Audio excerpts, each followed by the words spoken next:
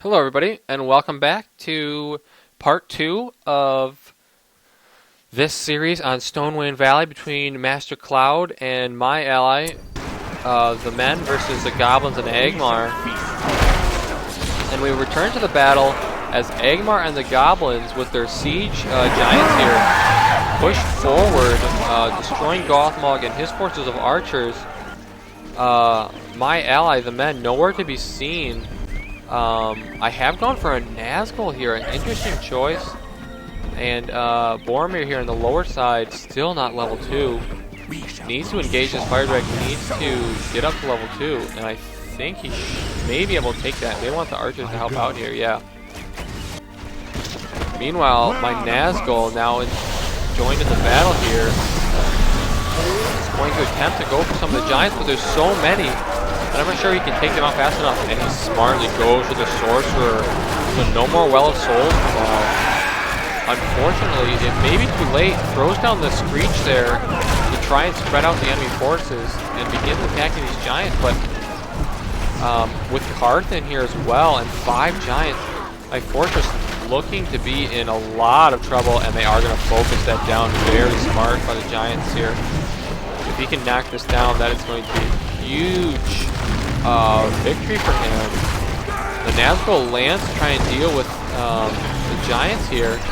And I don't know why he stopped focusing my fortress. There's 3 more rocks, 4 more, and the fortress does fall. He will lose these giants. But I would say for a very good cost. Karsh still in here, level 3 now, taking on Boromir, who is finally above level 1. He has made it up to level 3. But the fire archers and continued archers from myself are enough to take out the remaining mountain giants. And with that, there's too much firepower, and Karsh does need to retreat.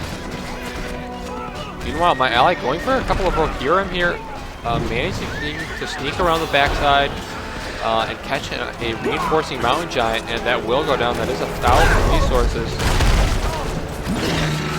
So he does fall. And it looks with that, we have reclaimed the middle despite me losing my fortress. Which of course is definitely not good. But at the same time, maybe worth it, seeing as how we were able to sort of take out all those mountain giants while they were distracted there. And now able to push forward a little bit with some of these archers. I'm not sure if this is the right choice though. Just don't have enough units here. Yeah, I am going to have to retreat. Definitely don't want to throw away those units for no reason. And then in the meanwhile, my Nazgul did survive that battle, so he is going to be working on the mines here. A really good idea, I think, considering that we're not in any real danger at the moment in terms of like losing the game. Yes, there's battles going on here and there. There are mountain giants attacking my troops, but our bases are not under siege, and this is a great time for the Nazgul to level up, take out some enemy infrastructure, sort of destroy any income they have here in the back. Meanwhile, going for additional income in the front here. It looks like I have gone for some catapults to supplement my army here. Now I am getting up that ranged ability. So they are going to lose, the goblins are going to lose some more mines here in the front. And Karsh may actually go down here. Not sure why he's pushing so far forward. If my units do, or if the men's units do focus this, Karsh should fall. Only level 4. And if Boromir gets that kill, he should level up. But it looks like he's just going to ignore Karsh for now. No. He does see him now, and Karsh realizes that maybe he's overextended a little bit and pulls back, saves his hero. So, smart choice there, I would definitely say. In the meanwhile, Angmar has built a huge line here. How many barracks is this? 1, 2, 3, 4, 5, 6 barracks. Plus the Temple of Sorcery. Unfortunately, he's sort of walled his troops off here, making it extremely hard to deal with my Nazgul, as they have to run through this maze every time they want to run somewhere. So while he can produce an amazing amount of troops, he's kind of almost hurt himself here by placing this right in front of the ramp. You may want to rethink about that placement. Meanwhile, the goblins have gotten out 5 more giants. Are attacking the lower side here. or trying to hold off the lower side rather. Despite losing my fortress, it looks like we are almost in the lead here. Really due to sort of winning some of those key battles. Really that key battle at my fortress, despite losing my fortress, we were just able to keep out more troops, and with that we've been able to sort of hold them off and push them back in so many places. My Nazgul now back in my base healing near the fountain here. And he is going to get back on his Nazgul here, or on his, what do you call this thing? Dragon? My friend Brad loves this. Loved it when I calls these dragon. Regardless, he is going to hop back on that. A Fell Beast, that's what they're called. And I'm assuming he's going to continue to attack some of the enemy mines, which are in short supply these days, thanks to some of my troops, as well as now my Black Riders are out. So things looking a little, I don't want to say one-sided, but sort of back and forth here, because now it looks like the Giants and the army of Angmar is going to be pushing forward here. And with so many mountain giants, a lot of my infrastructure here is going to be in trouble. Have I managed to rebuild my fortress? No, I have not. So it looks like I've been focusing all of my income into trying to get out enough forces to hold this off. Several catapults are going to be attempting to attack these mountain giants, but they do go for my infrastructure here as well as the catapults now, and things are not looking good for me. Where's my Nazgul?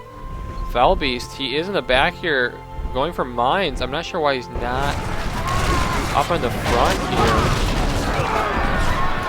But looks like enough men here may be able to hold this off. There's really not that many in here. I don't know what I'm saying.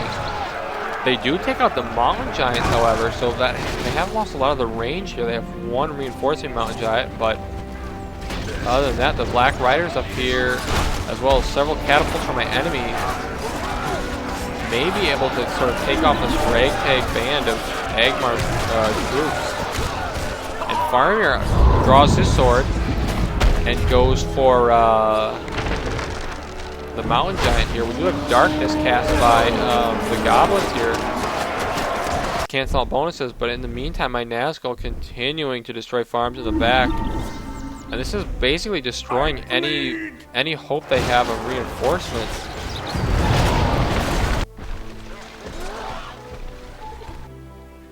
Meanwhile, in the back here, oops, I'm observing a different player. That's why it's so dark. Meanwhile, in the back here, I finally have been able to get enough cash flow up to rebuild my fortress. Hopefully to get out some additional heroes, but Waldir and Karsh now sort of able to withstand all the attacks here. And they are going to continue to push forward, take out more of my mines, and while we're taking out some of their reinforcements, or reinforcing income, they're taking out some of ours, so sort of a tit-for-tat strategy here. As my Nazgul continues to destroy all the farms in the back, really only one remaining back here now. That's a upgrade layer, so one farm in the entire back section there for the team on the right side. Karsh does teleport out of there, does not want to lose him. And finally, the archers here of my ally are able to push back the forces of Angmar, who just don't have enough troops. Waldir will retreat himself. And only a couple of giants left, but the goblins here are now upgraded with the swords. Continue to push on the top side and have basically deprived me of any unit producing structures. I have a couple of Black Riders, but they're only level 1, so they will not heal. They will not rebirth. And my troops here in a lot of trouble. So that is going to be the end to part 2. Definitely not looking good for the forces, for myself and for my allies, the men. But hopefully we can turn it around in part 3. Please tune in, and we'll see you guys then.